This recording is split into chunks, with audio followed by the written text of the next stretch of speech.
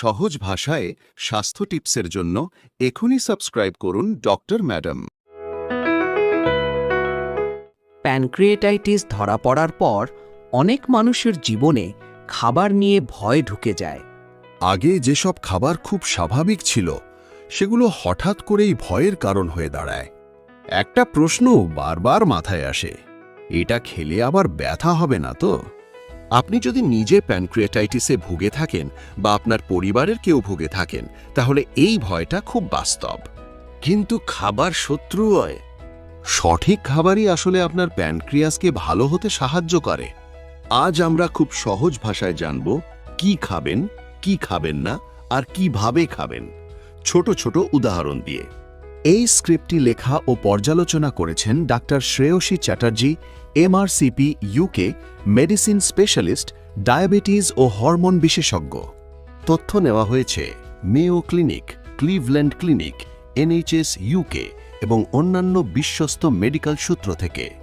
শুরু করার আগে এই চ্যানেলটি সাবস্ক্রাইব করতে ভুলবেন না।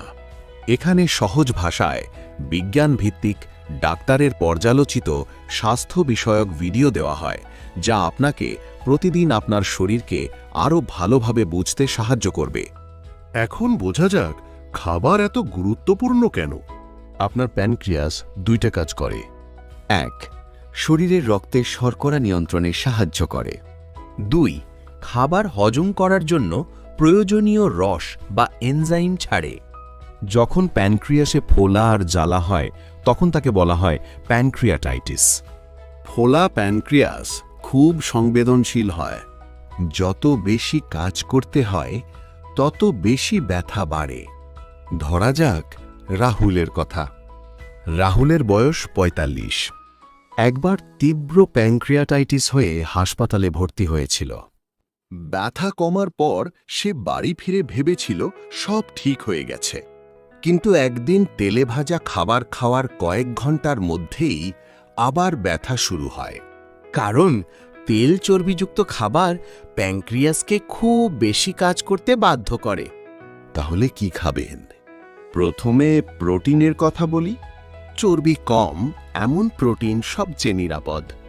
চামড়া ছাড়া মুরগির মাংস, সেদ্ধ বা গ্রিল করা। সাদা মাছ ঝোল করে বা সেদ্ধ। স্যালমন মাছ খেতে পারেন, কিন্তু অল্প পরিমাণে। ডিমের সাদা অংশ, টোফু, ডাল, মটরশুঁটি ভালোভাবে রান্না করা, ভাজা নয়।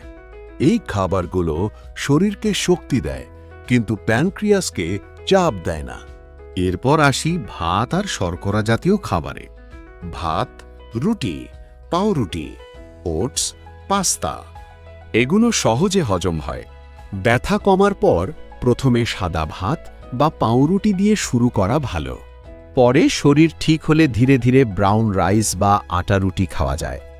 এখন ফল আর সবজির কথা। আপেল, কমলা, আঙুর, বেরি জাতীয় ফল ভালো। পালং শাক, গাজর, ব্রকলি, মিষ্টি আলু খুব উপকারী। পেট দুর্বল লাগলে সবজি সেদ্ধ করে খান। কাঁচা সবজি পরে খাওয়াই ভালো। দুধ আর দুগ্ধজাত খাবারে সাবধান থাকতে হবে।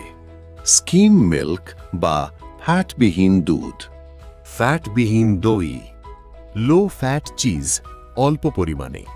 পুরো ফ্যাটের দুধ, মাখন, ঘি প্যানক্রিয়াসের উপর চাপ ফেলে। চর্বি একেবারে বাদ নয়, কিন্তু খুব অল্প। 1 চামচ অলিভ অয়েল, 1 টুকরো অ্যাভোকাডো, অল্প ফ্ল্যাক্সিড যদি শরীর মানারে। এখন জেনে নিন কি একদম খাবেন না। অ্যালকোহল একেবারেই নয়।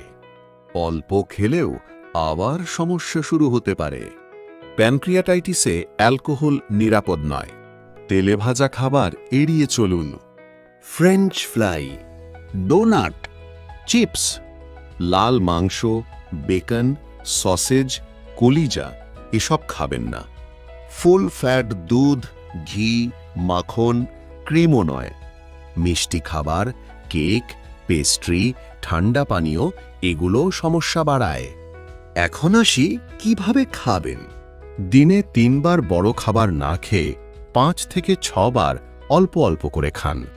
এতে একবারে প্যানক্রিয়াসের ওপর চাপ পড়ে না।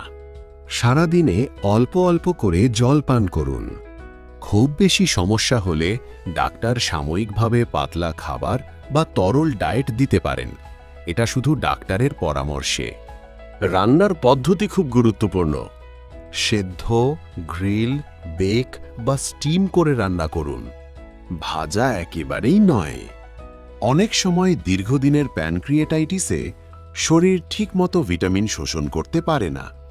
ভিটামিন এ, ডি, ই আর কে কমে যেতে পারে। তখন ডাক্তার হজমের এনজাইম বা ভিটামিন ওষুধ দিতে পারেন। নিজে নিজে কিছু শুরু করবেন না। সবশেষে একটা কথা, প্যানক্রিয়াটাইটিস মানে জীবন শেষ নয়। মানে আপনাকে নিজের শরীরের একটু বেশি যত্ন নিতে হবে। সঠিক খাবার, অল্প অল্প করে খাওয়া, তেল কম আর ধৈর্য, এই 4টে জিনিস খুব জরুরি। আপনার প্যানক্রিয়াস ভালো হতে চায়, আপনি যদি তাকে সেই সুযোগ দেন। এই স্ক্রিপ্টটি লেখা ও পর্যালোচনা করেছেন doctor Shreyasi Chatterjee, MRCP UK, medicine specialist, diabetes ও হরমোন বিশেষজ্ঞ। তথ্য নেওয়া হয়েছে Mayo clinic, Cleveland clinic, NHS UK থেকে। এই ভিডিওটি যদি আপনার উপকারে আসে তাহলে সাবস্ক্রাইব করুন আর শেয়ার করুন, কারণ সচেতনতাই সুস্থতার প্রথম ধাপ।